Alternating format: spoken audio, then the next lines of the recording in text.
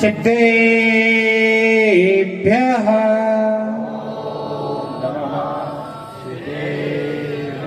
बहुत चंद्रभू भगवान की, बहुत महावीर भगवान की, बहुत गोमटेश्वर बाहुबली भगवान की, बहुत चारित्र चक्रवर्ती आचार्य शांति सागर जी महाराज की, बहुत परम पूज्य आचार्य श्री अभिनंदन सागर जी महाराज की, बहुत परम पूज्य आचार्य श्री वर्धमान सागर जी महाराज की, बहुत परम पूज्य आचार्य श्री पुष्पदंत सागर जी महाराज की, बहुत परम पूज्य आचार्य श्री प्रज्ञा सागर जी महाराज की, बहुत जय बोलने वालों की।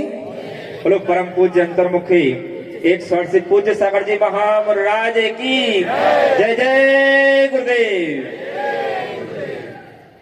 बीज अच्छा बोओ तो फल भी अच्छा आता है, और जब बीज खोटा बोया जाता है तो निश्चित रूप से उसके ऊपर लगने वाला फल भी खोटा ही होता है।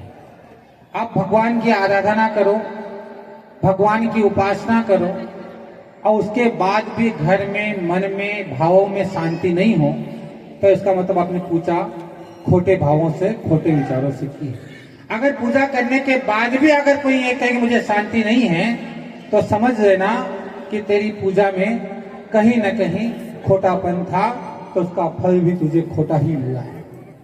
आचार्य भगवंत कहते हैं कि पूजा व्यक्ति जब करता है तो या तो राम बन करके भगवान की आराधना की जा सकती है, रावण बन करके भगवान की आराधना की जा सकती है। रावण ने भी भगवान की आराधना की, शांतिनाथ की आराधना की, और हमारे पद्म पुराण अन्य ग्रंथों में तो यह कहा जाता है कि भगवान की आराधना करते करते उसने अपनी नसों को भी वीणा का तार बना लिया, तो भी उसने भक्ति समाप्त नहीं हुई।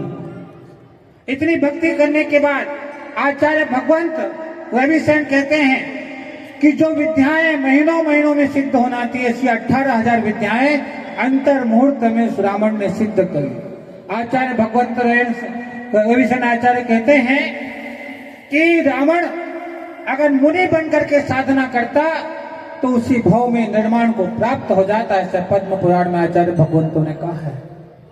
इतना होने के बाद, सोने की लंका होने के बाद, अपार धन होने के बाद, देवता लोग भी जिसकी सेना में शामिल थे, देवता भी जिनसे घबराता था, ऐसा जिन भक्त रावण भी जब उसने भगवान की पूजा की, आराधना की, उपासना की, के अंदर अहंकार का भाव आ गया, ईर्ष्या का भाव आ गया, द्वेष का भाव आ गया, तो इतनी आराधना करने के बाद भी वह नरक गति को प्राप्त हुआ है।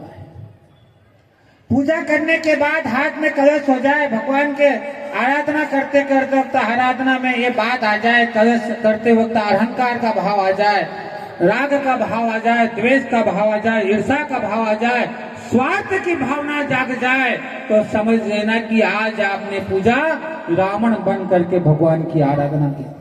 क्योंकि सिद्धांत कहता है, हमारा जैन सिद्धांत कहता है कि जो भगवान की आराधना करता है, भगवान की उपासना करता है, गुरु की आराधना करता है, माँ जिनवाणी का स्वाध्याय करता है, उसका मिथ्यात्व का नाश होता है, उसकी कसायों का नाश होता है, वो संयम की ओर आगे बढ़ता है। और आपकी पूजा करते करते अगर संयम का भाव जागृत नहीं हो रहा है, तो समझ लेना पूजा में कहीं न कहीं, बोलो ना, किसकी?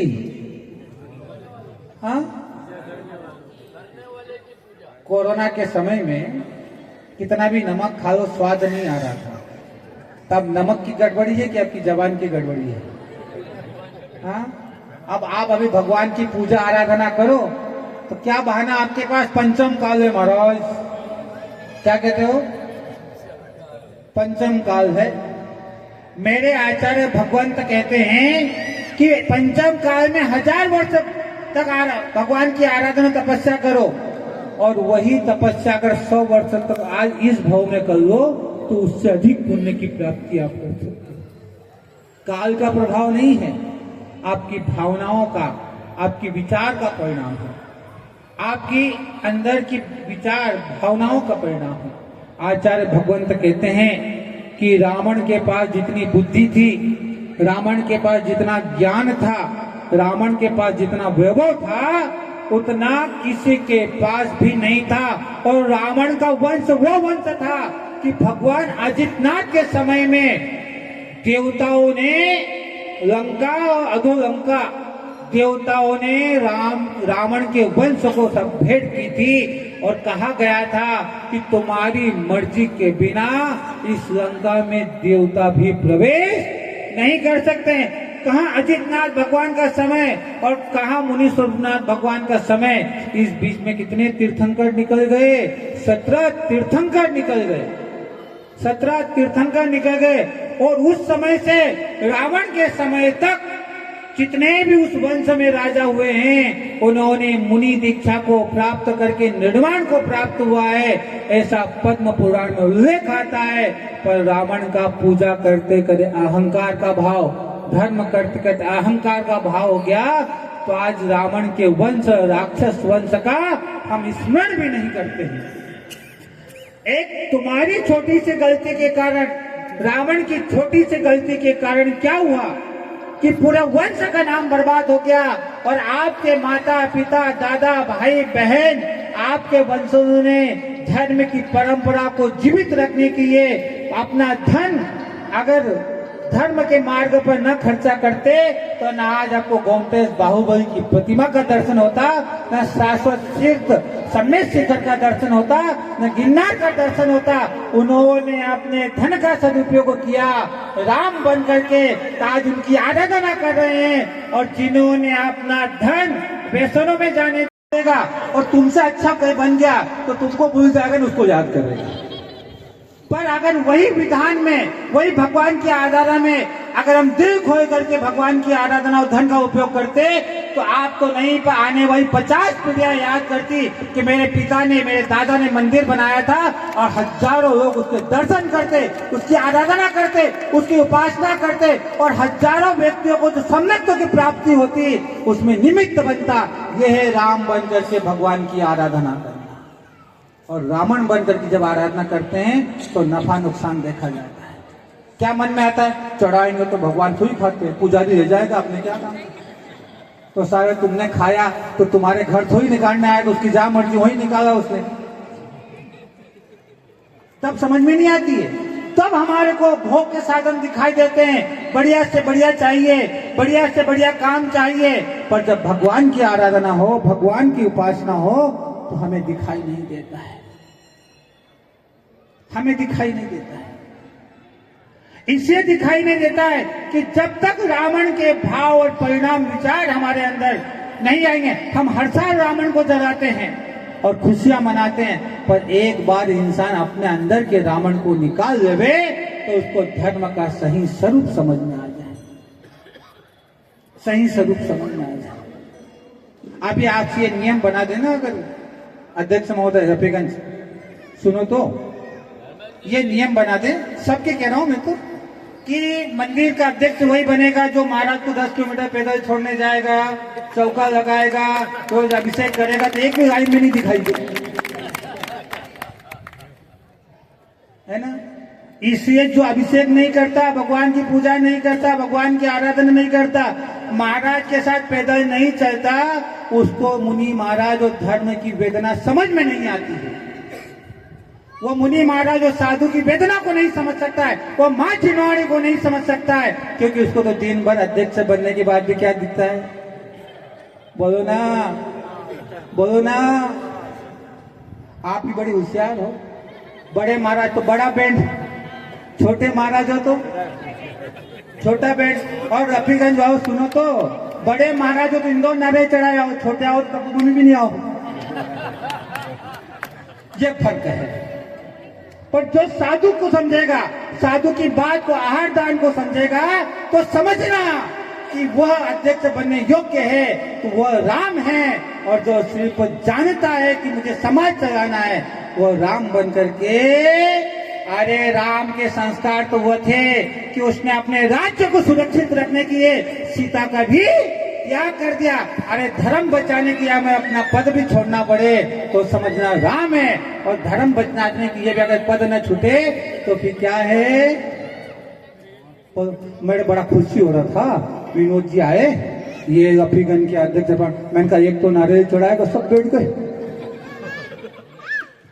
हाँ दिनेश जी, तो मुझे बड़ा आश्चर्य लगा कि भैया ये तो इंदौर की 2 बस लेके गए थे, पर यहाँ तो यहीं नहीं चढ़ा रहे, गजब हो गई। तो ये किसके लक्षण हैं? बोलो ना, बोलो जी, रफीगंज किसके हैं? अब आप कहते हैं महाराज जी आ जाओ, मंदिर तो खुल रही है। नहीं, अभी भी मीटिंग करना पड़ेगा। अब मुझे एक बात का उत्तर देना कि मंदिर में दारू बिकेगी, मंदिर में शराब बिकेगी। अरे मंदिर बनाए तो साधुओं के बनाए, और साधुओं को लाने के लिए मीटिंग की आवश्यकता नहीं होती है। आपको फंक्शन करना हो, लाख करोड़ खर्चा करना हो तो मीटिंग करना, पर साधु को आहार कराने के लिए मीटिंग करो तो तुमसे दुर्गति समाज नहीं हो सकती। विचार करना, भावना भावना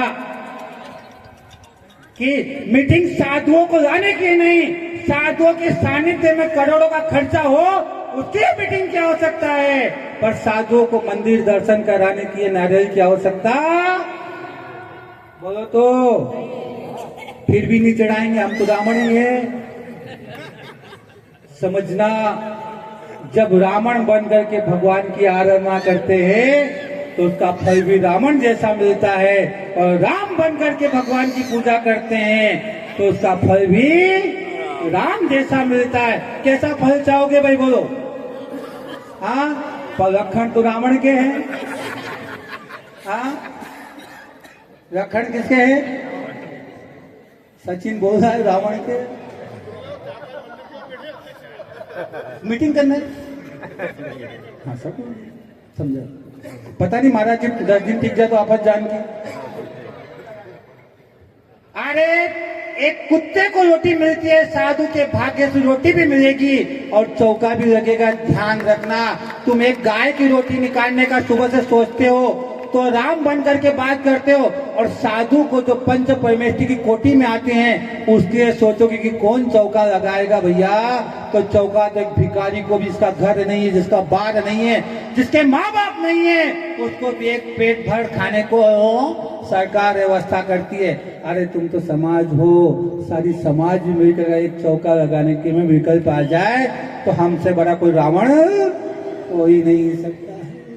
बोलो हाँ या ना? ये जितने भी घूम रहे हैं ना, इसमें आधे तो सोच रहे हैं महाराज का प्रवचन कब खत्म हो, आधे सोचे अभिषेक कब खोन हो, और आधे तो बाहर खड़े कब मम शुरू हो, है ना? इसलिए जीवन में ध्यान रखना, अहंकार का त्याग करना। मैं इससे भी इतनी कड़वी बात कह रहा हूं, इससे भी ये बात कह रहा हूं, उज्जैन की बात नहीं है, पूरे हिंदुस्तान में अगर इस प्रकार की वातावरण बना, इस प्रकार का वातावरण बना तो आने वाले 20 सालों में दिगंबर साधुओं का विचरण बंद हो जाएगा, तो तुम्हारे घरों में शराब और मांसाहार प्रारंभ हो जाएगा। क्योंकि आज जितने घर बचे हैं, जितने घरों में संस्कार बचे हैं, और दिगंबर साधु के संपर्क में जो परिवार आया है उनके घरों में न मांसाहार है न शराब है। पर जिनका परिवार दिगंबर साधु धर्म से दूर चला गया है, निश्चित रूप से अगर दिल पे हाथ रखोगे तो कहीं ना कहीं किसी व्यसन में पड़ा होगा। क्योंकि मैं नहीं कह रहा हूं, हमारे आचार्य भगवंत कहते हैं कि जिनके घरों में दिगंबर साधु के पैर नहीं पड़े हों, जिन मंदिरों में साधु का आवागमन न हो, वो घर उजाड़ हो जाता है, वो घर बर्बाद हो जाता है। आप घर में वास्तु करते हो, 6 महीने मकान वास्तु है और मकान खाली हो तो भूत प्रेत घुस जाते हैं, इससे फिर उससे वास्तु विधान करते हैं कि सब निकल जाए, हम आ रहे हैं। अरे घर बनाए और साधु नहीं आ रहे हैं तो तुम्हारा भूतड़ा नहीं, भूत घर बन गया है और वहां टाव टाव झगड़ा ही होना है। इससे आप पूजा कैसे करोगे? कैसे करोगे? राम बन करके पूजा कर, बंद करना है क्या? तुम जाओ राम